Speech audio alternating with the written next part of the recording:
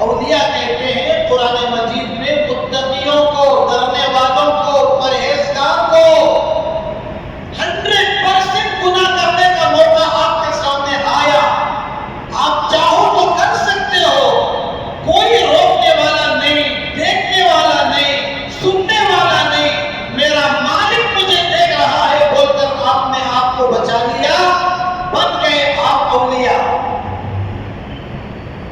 ان اولیاءہ الا المتقون۔ تو قرآن مجید میں اللہ تعالیٰ نے یہ تمام صفات بیان فرمائے ہیں۔ تو حج کا سفر آخرت کے سفر کو یاد دلاتا ہے۔ تو حج کے ایام شروع ہیں اور جانے والے تڑپ رہے ہیں۔ جن جن کا نام آیا ہے اس سال حج کمیٹی سے ہو یا پرائیویٹ ٹور کے ذریعے سے ہو، ان کی بے چینی کو آپ نہیں سمجھ سکتے ہیں۔ یہاں معمولی عید کے بعد ٹور کو جانے والے ہوں نوجوان بچے، ایک ایک دن دو دن پہلے سے پریشان کر کے رکھ دیتے ہیں گھروں میں، کپڑے رکھتے رہے ہیں اور فون پر بات چیت کرتے رہے ہیں، کون سی کار میں جانا، کون جانا، کیا کیا رکھ لینا، کون سے دوستوں کو اپنے ساتھ میں رکھ لینا، ان کے ہم خیال لوگوں کو ساتھ میں رکھ لینا۔ یہ دنیا کے سفر کے لیے اتنی تیاری، شادی کے لیے اتنی تیاری اور دکان کے لیے اتنی تیاری، آپ تو حج بیت اللہ کو جا رہے ہو، انبیاء کی بستی کو، امی جان خدیجہ کی بستی کو، حسن حسین رضی اللہ عنہما کی بستی کو، بلال رضی اللہ عنہ کی بستی کو، صحابہ، انبیاء،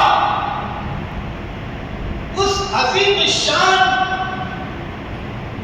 شہر میں آپ جا رہے ہو، تو جو لوگ جا رہے ہیں ان کی تڑپ، ان کا ولولہ، ان کا شوق ان کو معلوم ہے، آپ نہیں پہچان سکتے۔ تو حج کے ایام شوال کے مہینے سے شروع ہوتے ہیں۔ اگر کوئی حج میں جانے والے آدمی شوال کے مہینے سے جانا چاہے تو جا سکتے ہیں، لیکن حج ہوگا صرف 6 دن میں۔ ذی الحجہ کے مہینے میں ہوگا حج 6 یا 5 دنوں میں، لیکن جانے والے اگر جانا چاہیں تو شوال، ذی القعدہ، ذی الحجہ کے 10، 11، 12 ان دنوں میں حج کے ایام کہلائے جاتے ہیں۔ ان عدت الشہور عند اللہ 12 شہرا، اللہ نے 12 مہینوں کو بھی تذکرہ کیا اور الحج اشہر معلومات کا بھی ذکر کیا۔ سال کے 12 مہینوں کا بھی قرآن میں ذکر موجود، اور حج کے دنوں اور حج کے مہینوں کا بھی ذکر قرآن پاک میں موجود ہے۔ اسی لیے کہا جاتا ہے کہ ہر آدمی کے دل میں شوق ہونا چاہیے۔ جب تک شوق نہیں ہوگا، جب تک دل میں تڑپ نہیں ہوگی، اللہ بھی اس وقت تک کسی کو نہیں بلائیں گے۔ شوق ہی نہیں ہے جانے کا، ہر سال کچھ نہ کچھ ٹال مٹول، کبھی دکان کا بہانہ، کبھی بچیوں کی شادی کا بہانہ، کبھی ابھی نوجوان میں ابھی عمر ہونے دو، بال سفید ہونے دو، تب جاؤں گا۔ زندگی کا کوئی بھروسہ نہیں۔ حج تو اصل میں جوانی میں کرنے کا کام ہے۔ خون گرم ہے، گھٹنوں میں طاقت ہے، ہاتھ پاؤں میں طاقت ہے، آپ اپنے حج کے ساتھ ساتھ معذور، بیمار، لنگڑے لوڑے آدمی کا ہیلپ بھی کرنے والے بن سکو۔ اللہ نے آپ کو نوجوان بنایا، طاقت والا بنایا، حج کے دنوں میں کوئی معذور آپ کو نظر آ گیا، پانی کا باٹل اٹھانے کے لیے نہیں ہو رہا ہے، آپ اپنے حج کے ساتھ ساتھ صرف پانی کا گلاس اٹھا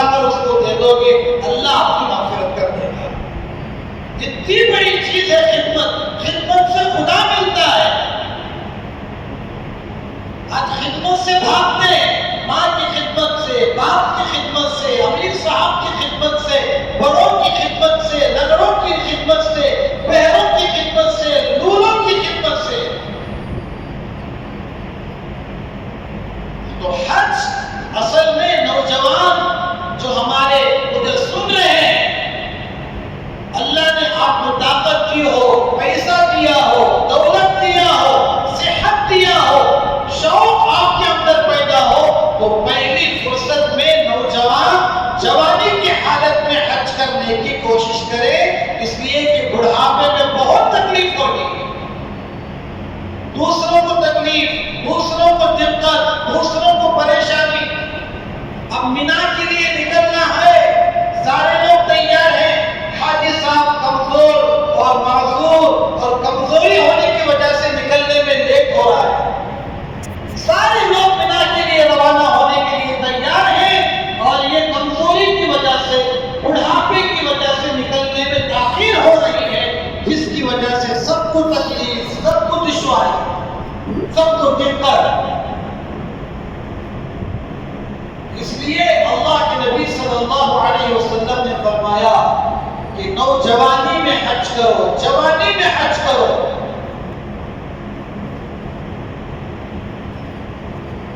تو یہ حج کے ایام ہیں، شوال ہے، ذی القعدہ ہے، ذی الحجہ ہے. ان دنوں میں کوئی آدمی حج کرنے کے لیے نکلے تو اللہ تعالیٰ اس کے سفر کو قبول فرمائیں گے. تو شوق اپنے اندر پیدا کرنا چاہیے، اللہ سے دعا کرنا چاہیے. اٹھ کے راتوں میں شیخ الحدیث حضرت مولانا صدریہ رحمۃ اللہ علیہ اپنی کتاب آپ بیتی میں ایک واقعہ لکھتے ہیں. ایک قاری صاحب تھے، بہت غریب، دل میں تڑپ، دل میں ولولہ اللہ کے گھر کو دیکھنے کا، حج بیت اللہ کو جانے کا، لیکن غریب ہے.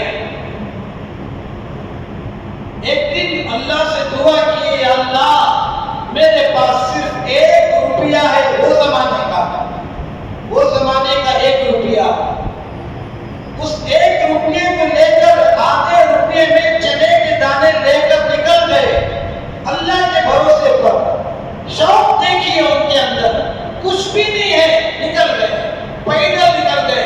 سہارنپور سے نکلے، اتر پردیش سے بمبئی آئے.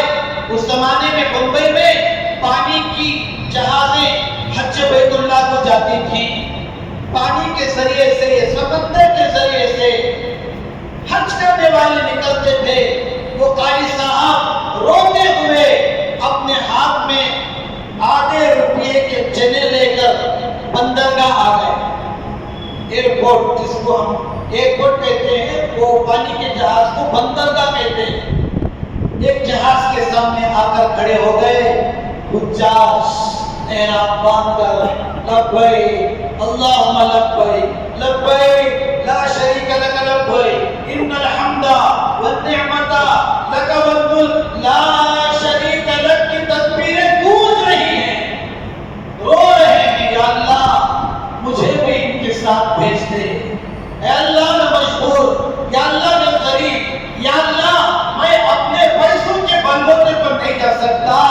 یا اللہ میری عبادت بھی کمزور، میری تلاوت بھی کمزور، میری تہجد بھی کمزور ہے. یا اللہ کوئی انتظام کر دے. تو کپتان کے پاس گئے، جو جہاز کو چلانے والا کپتان ہوتا ہے نا، اس کے پاس گئے اور جا کر کہا کہ کپتان جی، آپ جہاز چلانے والے ہو، آپ حاجیوں کو لے کر جدہ جا رہے ہو، اگر آپ کی جہاز میں اگر حاجیوں کی خدمت کرنے کا کوئی کام ہو تو مجھے دے دیجیے. حافظ قرآن ہے، 20 بار سینے میں ہے، قاری ہے، قرآن کو بہترین اچھے انداز میں پڑھنے والے، بڑے مدرسے کے استاد رو رہے ہیں کپتان کے سامنے. اگر حاجیوں کی خدمت کرنے کا کوئی مقام ہو، میں اپنے پیسوں کے بلبوتے پر نہیں جا سکتا، آپ مجھے خدمت کا موقع دے دیجئے، مجھے اندر لے لیجئے، تاکہ میں حاجیوں کی خدمت کو کرتا کرتا اللہ کے دربار تک پہنچ جاؤں. کپتان نے کہا ہاں ہے ایک خدمت، حاجیوں کی خدمت ایک ہے ہمارے پاس، اگر آپ کو پسند ہو تو تیار ہو جائیے۔ کہا کیا ہے؟ بیت الخلا صاف کرنا ہے۔ ہمارے جہاز میں حاجیوں کے جو بیت الخلا بنائے گئے ہیں اس کو اگر آپ صاف کرنا چاہو، پاک کرنا چاہو تو آ سکتے ہو۔ کیا موقع ملا؟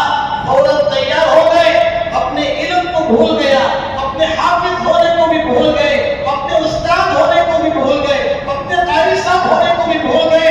بس ان کے دل میں ایک ولولہ، ایک جذبہ، ایک شوق، ایک محبت ہے اللہ کے گھر کو دیکھنے کا، مدینہ پہنچنے کا، سلام عرض کرنے کا۔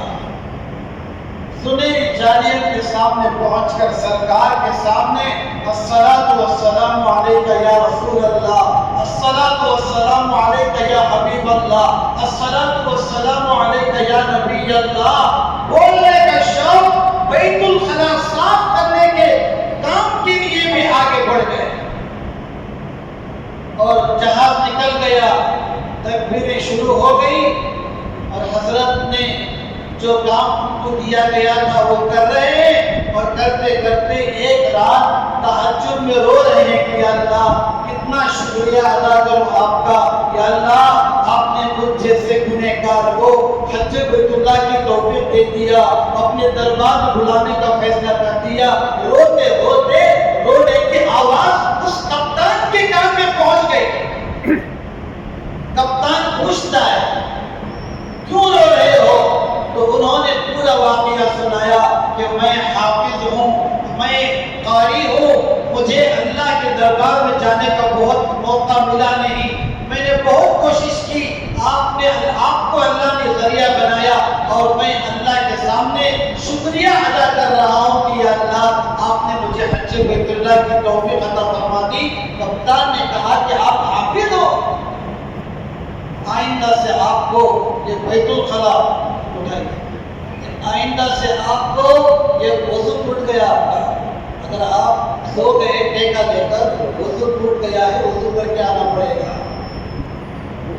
اگر آپ حافظ ہو تو بیت الخلا صاف کرنے کی آپ کو اجازت نہیں ہے، آپ کو حج کرانے کی ذمہ داری نہیں ہے، عزت کے ساتھ کراؤں گا، محبت کے ساتھ کراؤں گا، احترام کے ساتھ کراؤں گا۔ اب اتنے بڑے عالم ہو کر، اتنے بڑے حافظ ہو کر یہ بیت الخلا صاف کر رہے ہو، عزت کے ساتھ لے گیا کپتان اور حاجیوں کے ساتھ حج کرا کر واپس لے کر آیا۔ یہ واقعے کو بتانے کا مقصد یہ ہے کہ جب تک ہمارے دلوں میں شوق پیدا نہیں ہوگا، رونے کا جذبہ پیدا نہیں ہوگا، ہمارے دل میں اللہ کے دربار کو پہنچنے کا شوق پیدا نہیں ہوگا، وہاں سے بلاوا بھی نہیں آئے گا۔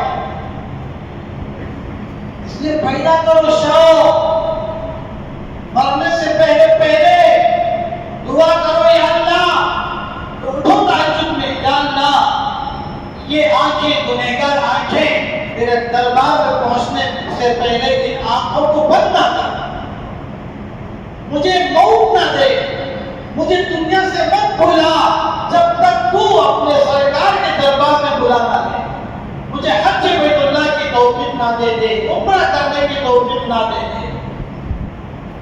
کتنے واقعات پڑے ہیں شوق سے رونے والوں کو اللہ نے پہنچا دیا۔ مولانا روم لکھتے ہیں ایک چونٹی جس کے دل میں کعبے کو دیکھنے کا شوق پیدا ہوا، وہ چونٹی اپنے ننھے منھے پاؤں کو اٹھا کر اللہ سے دعا کیا، اللہ نے حرم مکہ کے کبوتر کو بھیجا اور چونٹی کو الہام کیا کہ تو کبوتر کے پاؤں پر چڑھ جا، وہ کبوتر تجھے میرے پاس لے کے آئے گا۔ وہ چونٹی نے اللہ سے دعا کی، اللہ نے وہ معصوم، وہ چھوٹی سی چونٹی، وہ مخلوق کی دعا کو قبول کر کے اللہ نے مکے سے کبوتر کو بھیجتا ہے۔ جب اللہ ایک چونٹی کی دعا کو قبول کرتے ہیں، ہم تو محمد کے امتی ہیں صلی اللہ علیہ وسلم، کہ ہماری دعا کو قبول نہیں کریں گے، لیکن شوق ہونا، ولولہ پیدا ہونا، ایک تڑپ پیدا ہونا، یا اللہ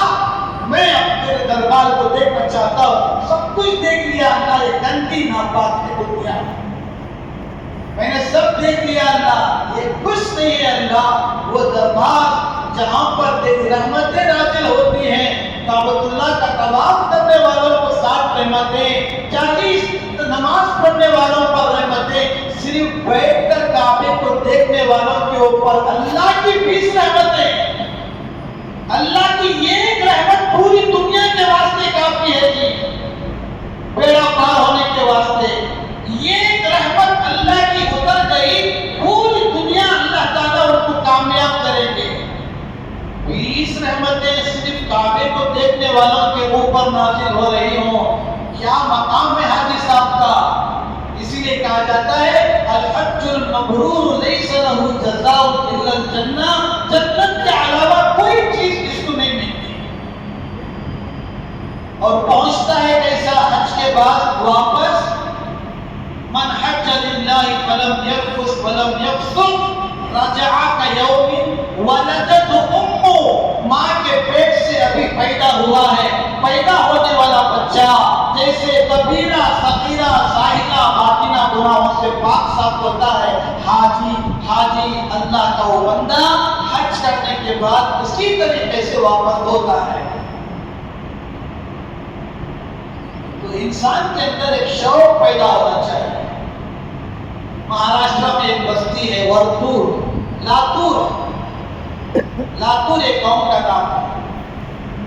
وہاں کے ایک بہت بڑے عالم نے بیان کیا کہ ایک بزرگ محلے والے رات میں اٹھ کر رو رہے ہیں، اللہ کے سامنے رو رہے ہیں، یا اللہ مجھے کعبۃ اللہ کا دیدار کرا دے، حج بیت اللہ نصیب فرمائے. اسی وقت میں عرب کی جماعت وہاں پر آ کر تھی.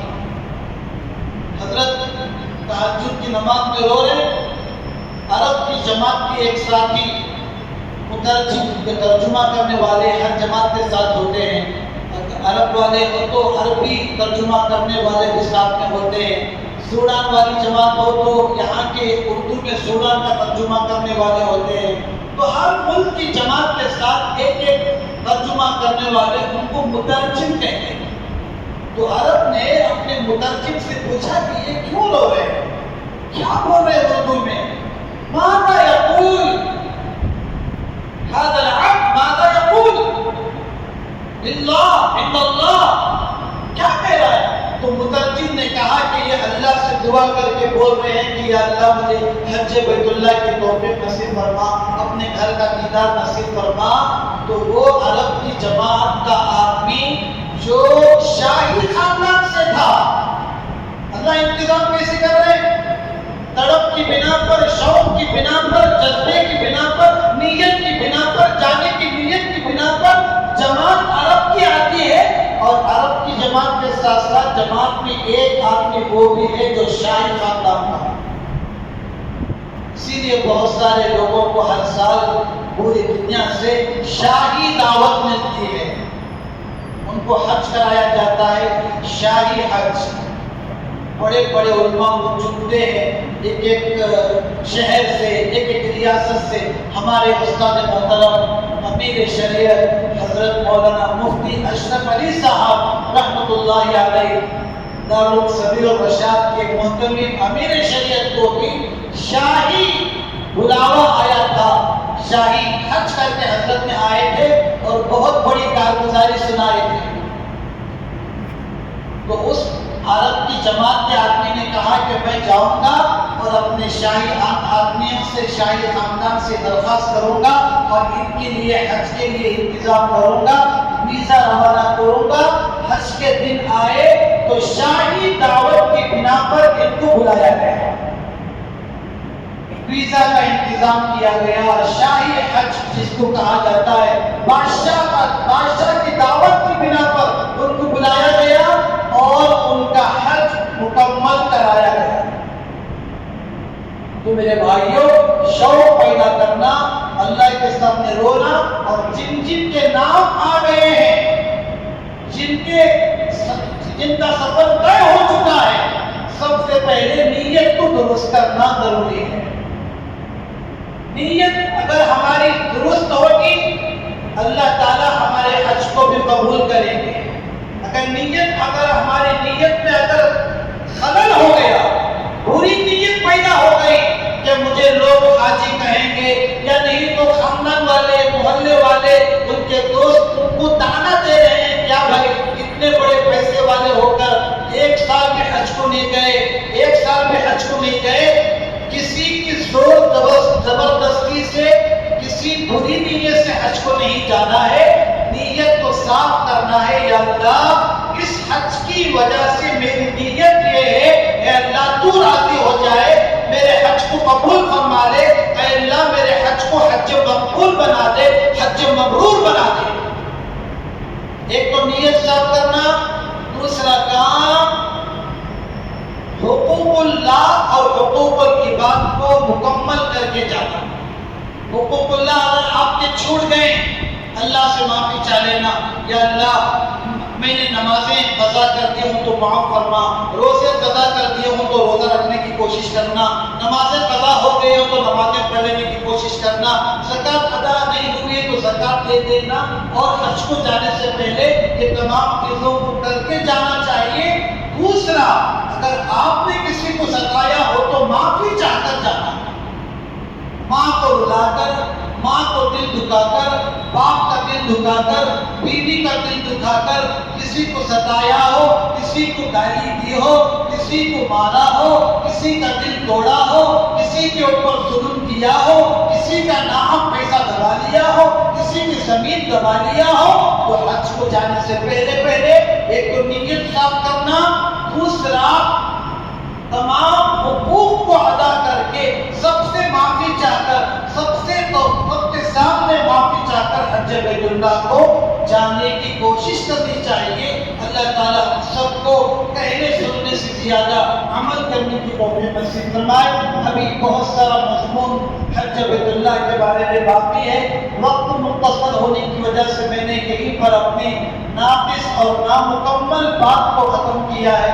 اللہ تعالیٰ تمام حاجیوں کے حج کو، سفر کو قبول فرمائے، اللہ ان کی حفاظت فرمائے، اللہ تعالیٰ ان کے سفر کو آسان فرمائے، اللہ تعالیٰ ہم سب کو بھی اپنے دربار کا دیدار اور حج بیت اللہ کی توفیق نصیب فرمائے۔ وآخر دعوانا الحمد للہ رب العالمین۔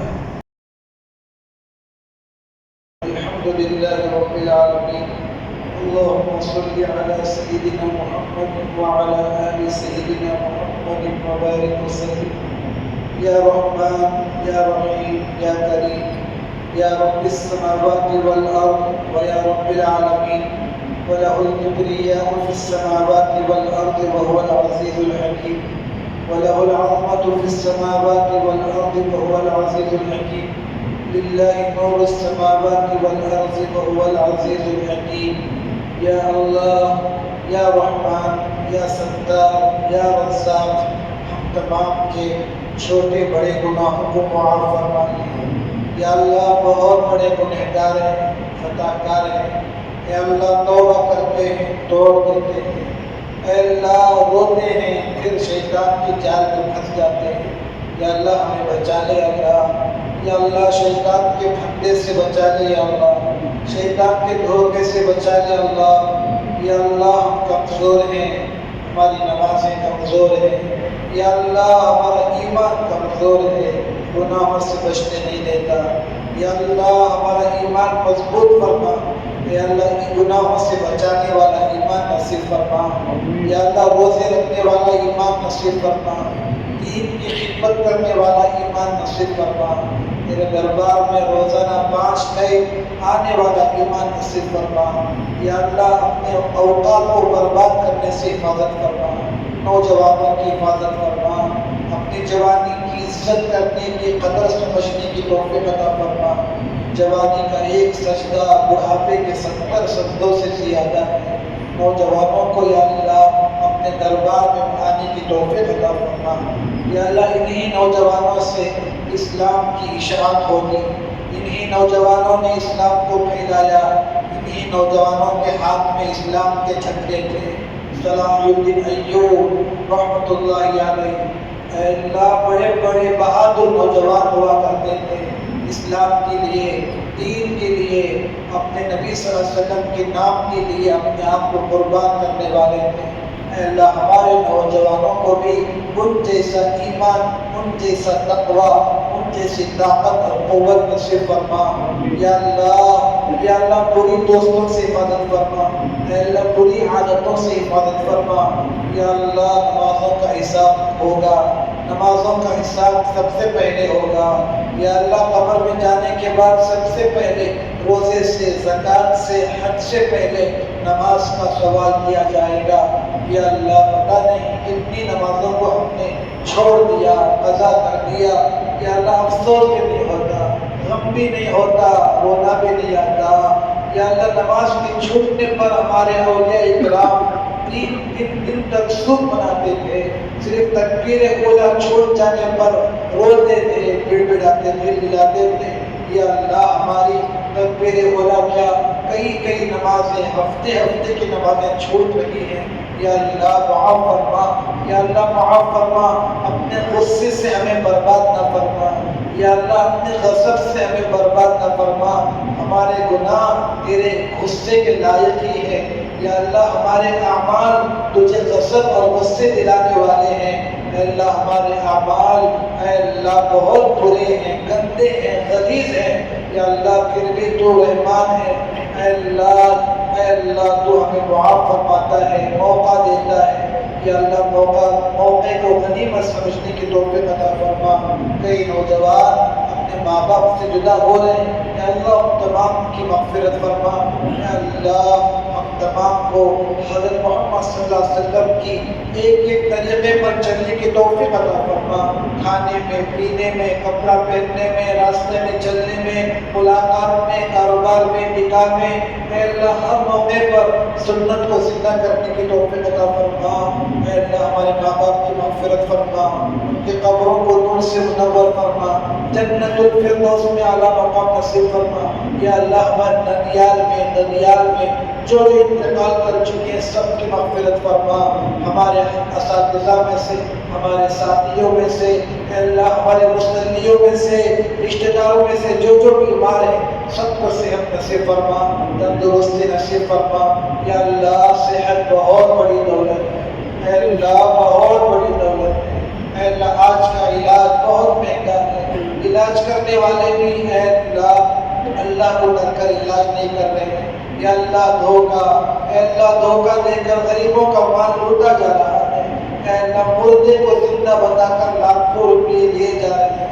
یا اللہ غریبوں پر رحم فرما، بیماروں کے سرپرستوں پر رحم فرما۔ اے اللہ 8 مہینے سے کوما میں پڑا ہوا ہے، اے اللہ نہ کسی سے بات ہے، نہ کسی سے ملاقات ہے۔ اے اللہ ان تمام بیماروں کا صحت نصیب فرما۔ ہمارے مسلمانوں میں سے، ہمارے مسلیوں میں سے جو پریشان ہیں تمام کی پریشانی کو دور فرما۔ یا اللہ ایمان کی دولت نصیب فرما۔